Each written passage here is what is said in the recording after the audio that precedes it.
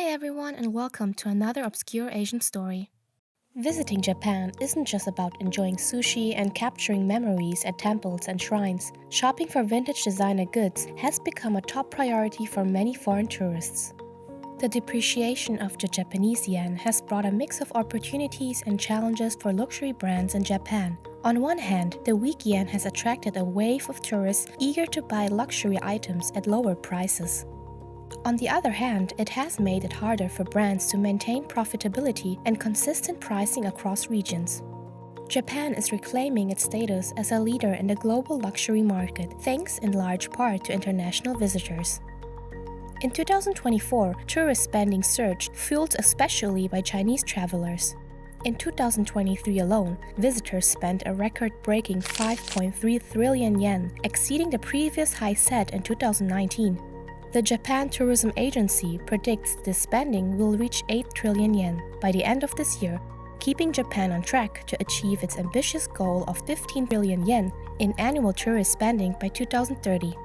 The weaker yen has been a key factor in this boom, making high-end items in Japan more affordable than in nearby markets like mainland China. While the price differences may be modest, they offer significant savings for Chinese consumers. For Western tourists, however, savings come in a different form, with nearly all luxury brands implementing price hikes. Buying secondhand designer goods has become an appealing alternative. What was once considered taboo in a popular, sustainable trend, secondhand shops in Japan offer items that look as good as new at prices that seem almost too good to be true. This shift is redefining how people shop for luxury in Japan. For decades, Europe dominated the luxury fashion scene. However, the growing trend of second-hand or pre-loved luxury goods is shifting attention beyond French and Italian borders to Japan, home to iconic designers like Yohji Yamamoto and Issey Miyake. Japan has become a major hotspot for second-hand luxury shopping. Tourists flock here for rare designer items that are hard to find elsewhere, offered at attractive prices and kept in pristine condition, a hallmark of Japanese craftsmanship. This interest has its roots in the 1980s, during Japan's bubble economy. Despite economic fluctuations, Japan remains a prime destination for high-end brands like Chanel, Hermès, and Louis Vuitton. After reopening its borders in October 2022, Japan experienced a surge in tourism. Travelers now seek out second-hand shops like Book Off and Komeo, as well as boutique stores offering carefully curated collections of designer pieces. For many tourists, shopping for authenticated second-hand luxury items at below retail prices has become a highlight of their trip. Some even build entire itineraries around this treasure hunt. Japan's second-hand luxury market is one of the most trusted globally, thanks to its meticulous kaitori system.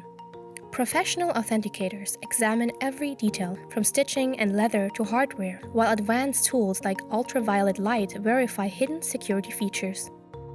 Combined with Japan's strict anti-counterfeit laws, this system helps keep the resale market safe and reputable. However, no system is foolproof. Counterfeit goods are becoming more sophisticated, with advanced fakes often indistinguishable from the real thing to untrained eyes. Global counterfeit operations, primarily originating in China, use complex distribution networks, making it hard to track origins. In 2007, Japan, Korea, and China came together for the important tripartite meeting to address customs issues and protect intellectual property rights. They agreed that intellectual property violations harmed the economy and launched a Fake Zero project to improve collaboration between their customs systems. Initially, the project focused on sharing information to combat large-scale counterfeiting. Over time, it expanded to include public awareness campaigns and further sharing of updates on laws and specific cases. Yet, according to Japan's Custom and Tariff Bureau, most counterfeit goods seized came from China, with Vietnam as the second-largest source. Imports or fake goods from the Philippines and South Korea are also on the rise. In Japan, the majority of confiscated counterfeit products include clothing, electronics like earphones, bags, and computer accessories. The illegal trade of excise goods, however, isn't a major issue in Japan and only occurs occasionally. Within Asia, especially among the tripartite countries, Japan has been the most successful in curbing counterfeit production at home and limiting the import of fake goods. While Japanese regulations minimize risks within major resale businesses, counterfeits still surface in areas with less oversight, such as peer-to-peer sales, online platforms, and imports. AI is now playing a critical role in combating counterfeits. High-tech systems analyze microscopic details invisible to the human eye, flagging suspicious items before they are sold.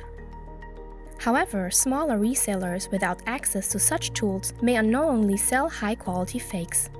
Buyers who purchase items online and resell them might also unintentionally introduce counterfeits into the market.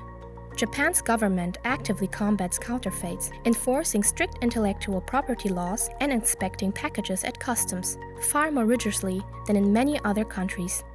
The Japanese government takes an active role in combating the counterfeit goods market, stringently enforcing and updating a series of laws protecting intellectual property rights. Indeed, Japanese customs physically inspects every package entering Japan, while other nations do so only sporadically. Japanese customs' strict approach is a key part of the country's effective anti-counterfeit system. In 99% of cases, importers doesn't respond to customs inquiries, and the goods are confiscated without penalties for either the buyer or the overseas seller. To combat counterfeit goods, Japanese companies can use tools like the application for import suspension.